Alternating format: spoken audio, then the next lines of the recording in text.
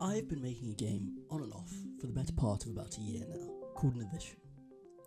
You play as a small green grub in a wizard hat, find spells, and kill enemies to get more spells. A lot has changed since the first version of the game, and there's a lot that's still to change, so I thought I'd make a devlog series to keep everyone updated on what I'm making. Without further ado, let's get into it.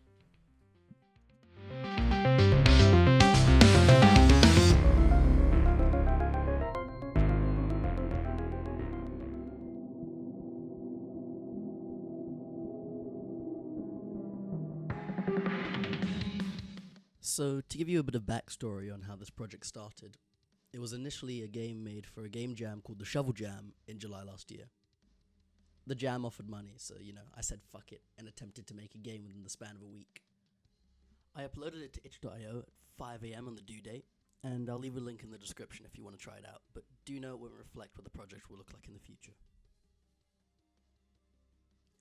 Up until this point, I hadn't finished anything fully, so I was very surprised when I made it to the end of the jam with a relatively finished game. I mean, sure, the sound effects were thrown on last minute, and the tutorial was absolutely atrocious, and the game was buggy as shit, but it was a start. Did I win anything? Fuck no. That wasn't my concern, however, because I had started a project which I had been wanting to make for ages. Some sort of combat-based, procedurally generated roguelike. There's no procedural generation in this version, but we'll get to that. Now, you're probably wondering what the current state of the game looks like. And, well, that's who made this shit? It's pretty disgusting. I haven't been working on the combat or the art because I had quite a few other things that I wanted to do. To walk you through them,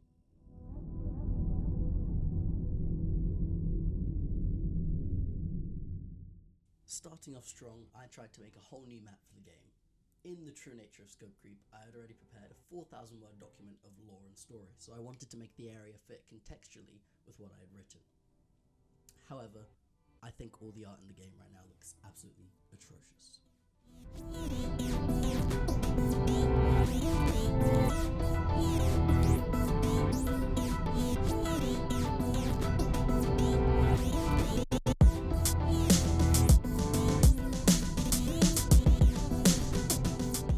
In the meantime, I tried to make a boss. Two, actually. The first one was a big night guy, and the second one was a gelatinous blob.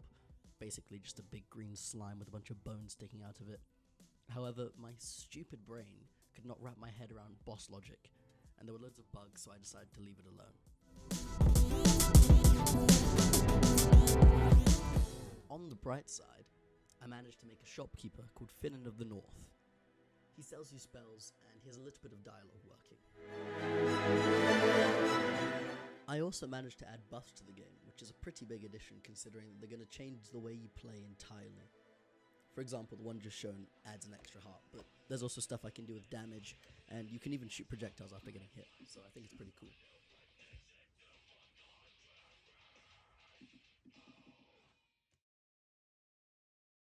Around this time, I started working on Steam Deck compatibility, and I managed to get the game running, which is great because now if you have a controller or a Steam Deck, you can play the game how you're most comfortable. Then after a little short hiatus, I decided to get back to the project and try something which I had never successfully been able to add before, and that is procedural generation. For the plebs who are unaware what procedural generation is, think of Minecraft. The world is randomly generated. Procedural generation is that, but with a set of rules. In the context of my game, you wouldn't be able to place a boss area right next to the beginning area of the game. So that's one rule I would have, which will change the way the map is built. I had implemented an area portal system where portals take you between blocks of land. Each block of land will do a different thing, like you'll fight enemies in one block of land and you'll go to a shop in the other one. With this system, it was really easy to implement procedural generation, which is nice because usually it's much harder. I made a little mini-map in the corner of the screen, and for some reason I also made a stamina bar, which I'm very on the fence about keeping. But all in all, progress was going absolutely amazingly.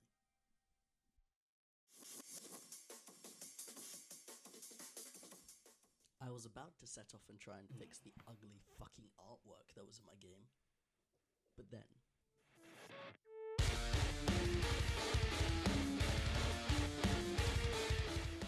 disaster struck.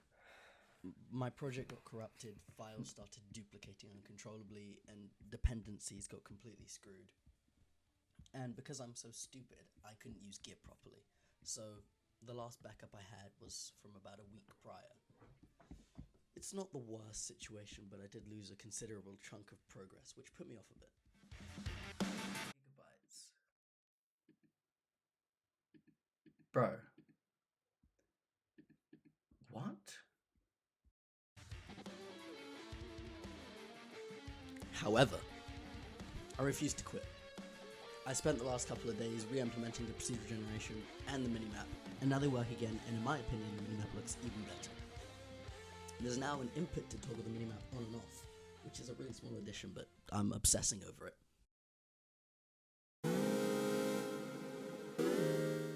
Well, that's an any percent run of all the progress I've made in Novician in the past year. Lots of downs, a couple ups here and there, but at least the project exists and isn't completely lost. Next time, I'm probably going to work on the artwork and fix that weird fucking void that everyone keeps staring at. If you made it to the end, I appreciate you for handling all the corny British voiceovers. And if you have any questions or want to join a community for the game, the Discord is linked in the description. I hope you enjoyed, and I'll see you next time.